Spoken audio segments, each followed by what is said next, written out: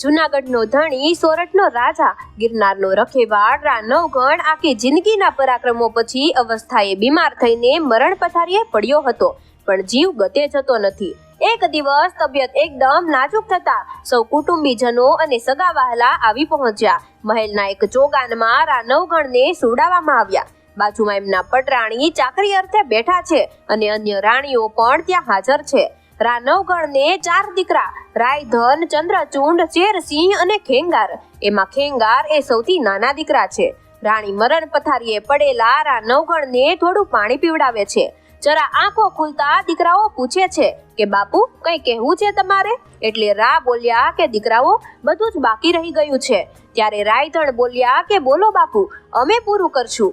રા બોલ્યા કે રાયા, બોલવું સહેલું છે પણ પાળવું બહુ અઘરું છે. અંદરો અંદર લડી મરશો તો જૂનાગઢની ગાદીએ કોણ બેસશે? ત્યારે ચારેય દીકરાઓએ એક સાથે કહ્યું કે તમે જેને કહેશો એ ગાદીએ બેસશે. બીજું? રા બોલ્યા કે તો પાણી લ્યો હાથમાં. આટલું બોલતા જ રાને હાફ ચડે છે. રાણી ટેકો દઈને બેસાડે છે અને થોડું પાણી પીવડાવે છે.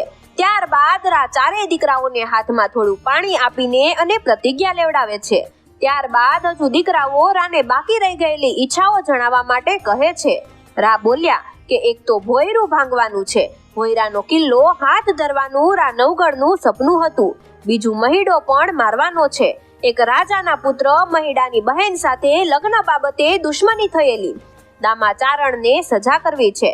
સોલંકી સિદ્ધરાજ જયસિંહ સામેના યુદ્ધમાં હાર થતા સિદ્ધરાજ જયસિંહે રાવ નવઘણને મોઢામાં તરણું લેવડાવેલું. ત્યારે દામા ચારણે મશ્કરીના વેણ કહેલા. તે સમયે પવિત્ર મનાતા ચારણ કોમને સજાની વાતથી દીકરાઓના ચહેરા પર મૂંઝવણ દેખાઈ. આ જોઈને રાના મોઢા પર મરણ પથારીએ પણ જનૂન આવ્યું. મારી પ્રતિજ્ઞાઓ પૂરી કરશો ને? પૂરી કરે એ જ મારું પિંડ સારે અને પાછો શ્વાસ ચડે છે.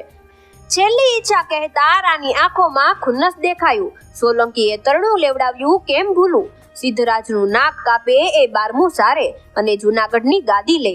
જેણે સાંભળ્યું એ બધા પર જાણે વીજળી પડી.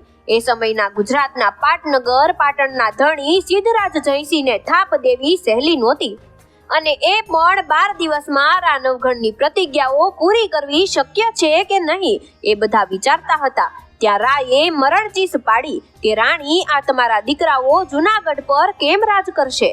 રાણી, મંત્રીઓ, સેનાપતિઓ, બહાદુર, નમક હલાલ, સરદારો સૌ મૂંઝવણમાં મુકાયા અને બધાની જમીન ખોતરવા લાગી.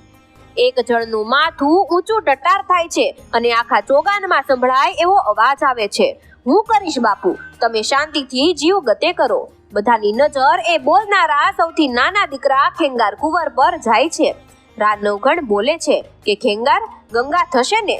ખેંગારે કહ્યું કે હા બાપુ, 12 દિવસમાં કરીશ અને નહીં થાય તો 13મા દિવસે તમારી સાથે હોઈશ. રા શતમ જીવ શરદમ. આટલું બોલતા રા નવઘણનું પંખીડું ઉડી જાય છે.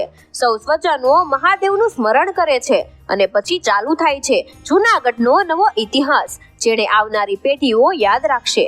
ખેંગાર કુંવર 12 દિવસમાં ભોયરાનો કિલ્લો તોડે છે, મહીડાને હરાવે છે, દામા ચારણને તેના હાથે જ સજા અપાવે છે અને સિદ્ધરાજ જયસિંહના પાટણનો દરવાજો તોડે છે. અને સિદ્ધરાજ જયસિંહ જેને પરણાવવાની ઈચ્છા ધરાવતો હતો એ કાલડીના દેવડા રાજાની દેવડી રણક દેવીને પરણીને પાટણના ધણીનું નાક કાપે છે.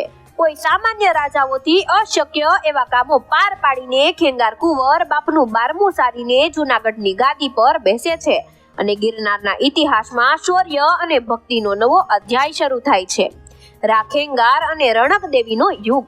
પાટણના મુત્સદીઓ પણ એવું કહેતા હતા કે ખરો મરદ તો એક જ, રા ખેંગાર. મહાદેવે એને એકને જ 32 લક્ષણો આપ્યા છે. તો મિત્રો, વિડીયો વિશેનો તમારો અભિપ્રાય કોમેન્ટમાં જણાવો અને તમને અમારો વિડીયો પસંદ આવ્યો હોય તો વિડીયોને લાઈક કરો અને વધુમાં વધુ શેર કરો. ધન્યવાદ.